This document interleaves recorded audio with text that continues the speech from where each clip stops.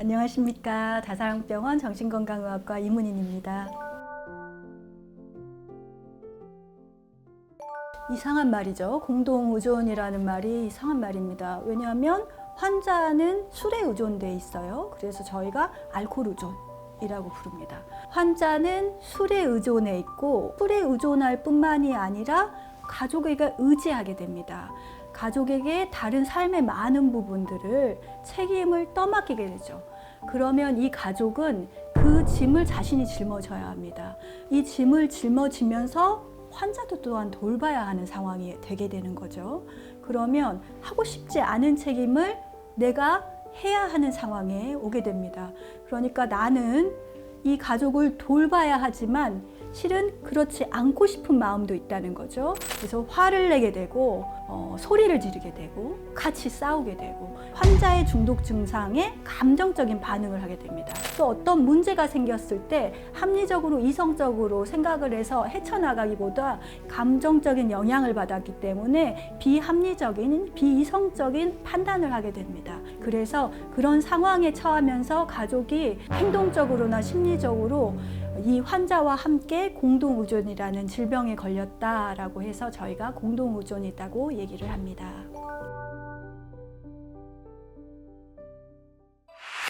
아마 이거 보시는 분들이 그런 상황에 계신 분들이 아닐까 싶습니다.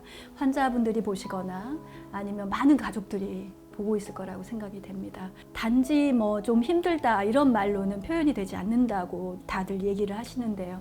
환자는 힘들지 가족들은 그만 마시라고 얘기하지 그만 마시라고 하는 이야기는 듣지를 않지. 이러니까 가족들은 계속 시간이 지나면서 짐은 무겁게 되고 환자를 보면 화는 나는데 돕기는 해야 되고 이런 상황에 처하게 됩니다. 그 공동의존에서 나타나는 것은 가족들한테 특이적으로 세 가지가 나타나게 되는데요. 하나를 생각해 보면 이 환자 대신에 책임을 지고 살아가야 하기 때문에 희생자 역할을 하게 됩니다. 내 삶을 희생해서 이 삶을 도와줘야 된다는 거죠. 그리고 또 하나는 구원자 역할을 하게 됩니다. 내가 이 사람을 술 문제에서 해결해 줄 수 있는 사람이야. 그러니까 나 아니면 누구도 이 사람을 구원할 수 없어. 그러니까 내가 도와야 돼. 라는 구원자 역할을 하게 되고 세 번째는 가슴 아프게도 내가 박해자 역할을 하게 됩니다. 그만 좀 마셔. 그렇게 살게 되면 난 이혼할 거야. 너는 내 자식으로 더 이상 보지 않아. 더 이상 너하고 나는 끝이야. 라고 얘기하면서 이 세 가지를 하게 되는데 이 세 가지를 한 사람이 하나씩만 해도 어렵습니다. 근데 한 사람이 세 가지를 다 해야 합니다. 그래서 이 질병에 걸린 환자로 인해서 가족병에 걸린 환자의 보호자들, 공동의존에 걸린 보호자들은 환자보다 더 힘들다라는 이야기를 간혹 많이 하십니다. 가족의 대처 방안은 여러 가지 방법을 다 해보셨을 겁니다. 화도 내보고 아무 말도 안 해보기도 하고 카드를 뺏어보기도 하고 모든 방법을 동원했는데 안 된다라고 얘기를 하시는 경우가 많습니다. 맞습니다. 저희도 어렵습니다. 이 중독에서 이 환자분 한 분 한 분을 회복에 시키기까지가 단 한 번으로 되지도 않고요. 며칠 만에 되지도 않습니다. 그래서 가족이 이게 질병이고 내가 할 수 없는 것이구나 라는 것을 알아주셨으면 좋겠습니다. 전문가들이 여러 명 매달려서도 힘든 것이다 라는 것을 알아주셨으면 좋겠고 전문가에게 맡길 수 있었으면 좋겠습니다.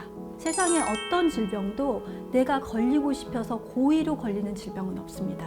그래서 질병에 대해서 책임이 있어 라고 얘기를 하시려면 너는 의지가 박약해서 안 돼. 너는 그렇게 사니까 안 돼.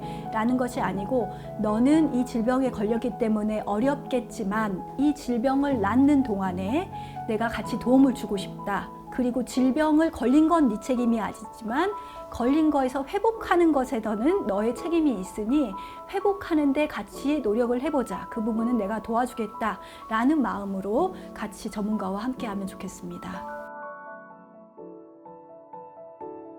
네, 많이 있습니다. 가족들이 도움을 받을 수 있는 곳은 먼저는 환자들은 AA라고 하는 곳, 그리고 중독관리통합센터나 여러 가지 센터들에서 회복자들을 위한 단주 모임들을 하고 있습니다. 그런 곳에서 도움을 받으면 되는데 환자들을 위한 AA처럼 가족들을 위해서는 알아논이라는 곳이 있습니다.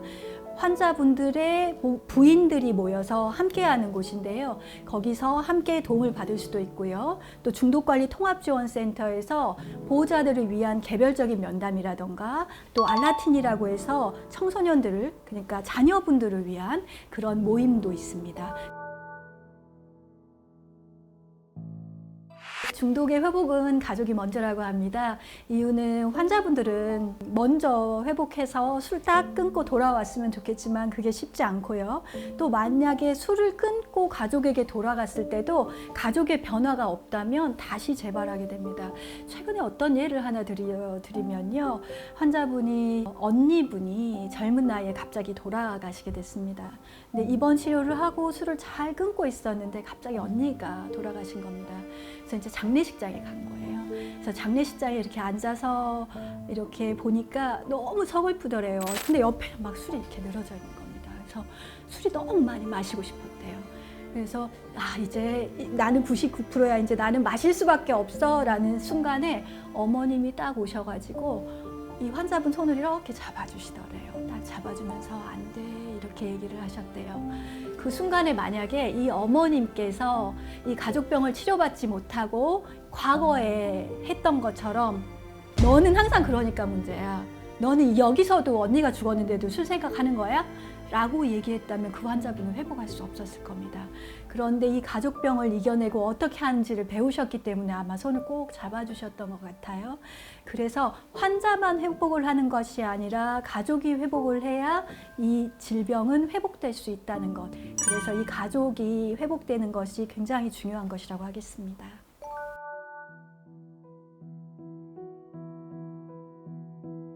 병원에서 퇴원한 후에 한 3분의 1 정도의 환자가 재발할 때가 초기에 한 달 무렵이라고 얘기를 합니다. 퇴원하자마자 음주를 하는 경우가 많습니다. 왜냐하면 갈망이 굉장히 많이 올라와 있는 때니까 재발을 하는 경우가 많습니다. 그래서 퇴원한 다음에 바로 음주를 한다. 그러면 바로 입원을 시키겠다. 이러신 분들도 있지만 그런 경우에는 조금만 기다려 주십시오. 이전처럼 화를 내거나 이전처럼 냉대한 것이 아니라 이성적으로 한번 얘기해 주십시오. 이전에 입원 치료를 했었고, 그리고 입원 치료하면서 시간과 돈과 가족들이 얼마나 힘들었는데 이번에 또 이런 모습을 보니까 굉장히 안타깝고 힘든데 어떻게 했으면 좋겠는지 한번 이야기해 보셨으면 좋겠습니다. 그래서 그래도 안 된다, 이성적으로 얘기했는데도 안 된다, 치료를 위해서 병원에 의탁하거나 아니면 다른 곳에 가보겠다라고 미리 한번 언지를 주시면 좋겠습니다. 그게 아니고 아무 말도 하지 않다가 갑자기 병원으로 다시 입원시킨다든가 했을 때는 환자분들이 굉장히 좌절하는 경우가 많았습니다. 그래서 꼭 미리 한번 이성적인 상태에서 언지를 주시면 좋겠습니다.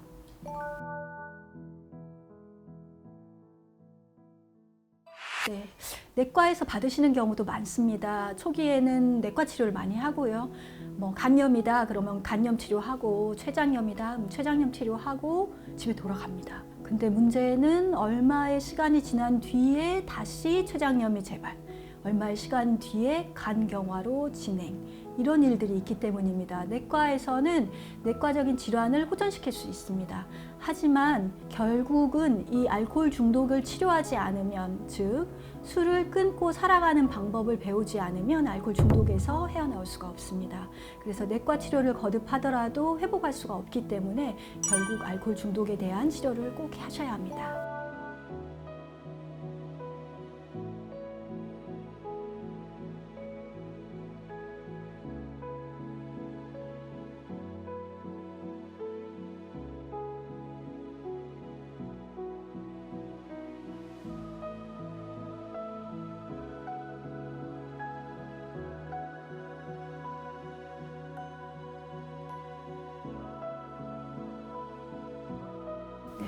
환자분들은 이렇게 화를 내면서 내가 중독자냐, 왜 나를 중독자 취급하냐, 내가 정신병자냐, 내가 왜 정신병원에 가야 하냐 라고들 얘기합니다. 정신병원이 아니고요, 중독치료병원이죠.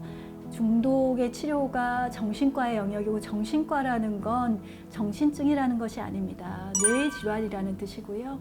그래서 환자분들이 받아들이기가 어려워하신다면 먼저 보호자분들이 병원에 와서 상담해 보셔도 좋고요. 보호자분들께서도 병원이 어려우시다면 중독관리통합지원센터로 가셔가지고 지금 상황이 이러이러합니다 얘기를 하고 지금 어디로 가서 도움을 받으면 좋겠습니까? 라고 물어서 어느 정도로 진행해 있고 어떤 도움이 적절할 건지를 찾아서 도움을 먼저 받으시면 좋겠습니다. 즉 환자가 안 하겠다면 보호자부터 하시라 라는 말씀 드리고 싶습니다.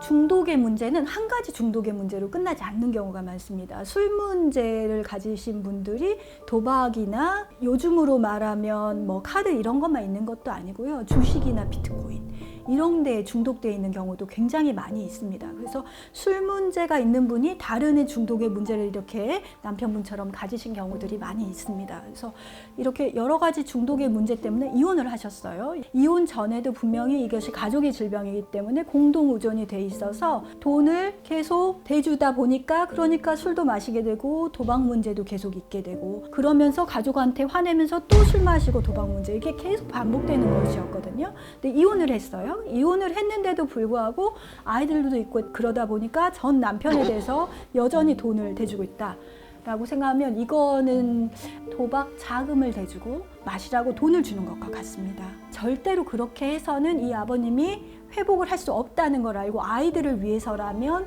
절대로 돈을 대주시면 안 됩니다. 이거 한 번은 얘기해 주십시오.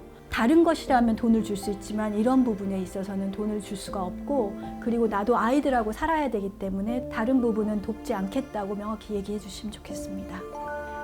많이들 절망스러우실 것이라고 알고 있습니다. 이 중독이라는 환자를 지켜본다는 것도 절망스럽고 또 가족의 상황도 절망스럽고 도움 구한 것들이 잘 안 돼서 그 다음에 포기해버린 경우도 많습니다. 그렇지만 이 질병은 만성 질병입니다. 그래서 한 번 시도했다고 포기하실 이유가 없습니다. 꾸준히 시도하다 보면 어느 순간인가 회복하는 길을 가지고 있는 것을 보일 겁니다. 그래서 만약에 너무 힘드시다면 혼자서 고민하실 이유가 없습니다. 혼자서 이야기 못 하실 이유가 없습니다. 중독관리센터 그리고 중독 관련된 병원들 충분히 가셔서 상담하시고 도움 받으시면 좋겠습니다. 아무도 손을 이렇게 내밀지 않으면 손을 잡을 수가 없습니다. 왜냐하면 어떤 어려움에 있는지 알 수가 없기 때문입니다. 그래서 먼저 손을 들어서 나 여기 힘듭니다 라고 하고 센터를 찾아가 보시면 좋겠습니다. 네, 이상입니다. 마치겠습니다.